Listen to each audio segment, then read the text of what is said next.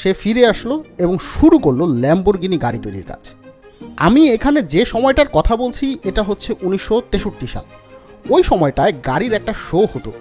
সেই শোতে সব গাড়ি নির্মাতা তাদের নতুন নতুন গাড়িগুলো নিয়ে আসতো, দেখাতো এবং মানুষ সেখান থেকেই গাড়ি কিনে নিয়ে যেত। তো ল্যাম্বরগিনি ঠিক করলো সে যে নতুন গাড়িটা তৈরি করবে ওই শোতে লঞ্চ করবে এবং ওই বছরই লঞ্চ করবে। সমস্যাটা হলো যে ওই শোর আর বাকি আছে 6 মাসেরও কম সময়। এত অল্প সময়ে একটা গাড়ি তৈরি করা একদম স্ক্র্যাচ থেকে, এটা আসলে একরকম ইম্পসিবল ব্যাপার। কিন্তু ল্যাম্বরগিনি যেহেতু মাইন্ড সেট করে ফেলেছে, সে এটা থেকে পিছু হটলো না। সে 5টা মানুষকে খুঁজে বের করলো। এই 5 জন একসময় ফেরারিতে কাজ করত এবং এই 5 জনকেই চাকরি হারাতে হয়েছিল।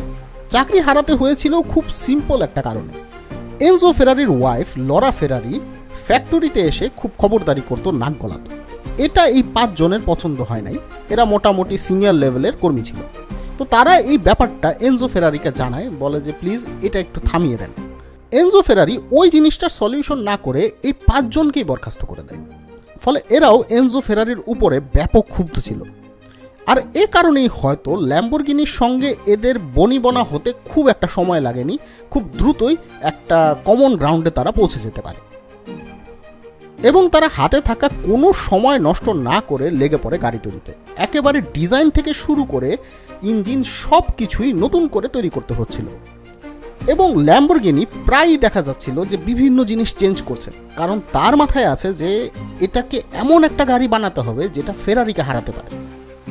তো বিভিন্ন ধরনের ডিজাইনে চেঞ্জ, ইঞ্জিনে চেঞ্জ, এরকম ধরনের প্রপোজাল ক্রমাগত সে দিচ্ছিল এবং সে চেঞ্জ করছিল। তো একটা পর্যায়ে তারা সব মিলিয়ে একটা ডিজাইনে এবং একটা ইঞ্জিনে একমত হয় এবং তারা ওই গাড়িটা তৈরি করে। তারা এটার নাম দেয় 350 GT। এবং মজার ব্যাপার হলো তারা যে টাইম লাইনটা নিয়েছিল যে ওই কার শোর আগে এত অল্প সময়ে গাড়িটা তৈরি করতে হবে, তারা ওই সময়ের মধ্যেই গাড়িটা তৈরি করে। ল্যাম্বরগিনি নিজের গাড়ির ব্যাপক প্রচারণাও চালায়, বিভিন্ন জায়গায় বিভিন্ন সাক্ষাৎকার দেয়, অনেক কথা বলে, এটার অনেক প্রশংসা করে এবং আলটিমেটলি ওই শোতে গাড়িটা লঞ্চ করে। ওই শোতে ফেরারিও নিজেদের নতুন গাড়ি নিয়ে এসেছে, কিন্তু সবাইকে অবাক করে দেয় এই ল্যাম্বরগিনির গাড়ি এবং সবাই একরকম হুমড়ি খেয়ে পড়ে। মোটমাট 13টা গাড়ির অর্ডার আসে প্রথম লঞ্চেই। এবং ওই টাইমে ল্যাম্বরগিনি একটা কথা বলে, যে কথাটা ফেরারিকে উদ্দেশ্য করে বলা ছিল।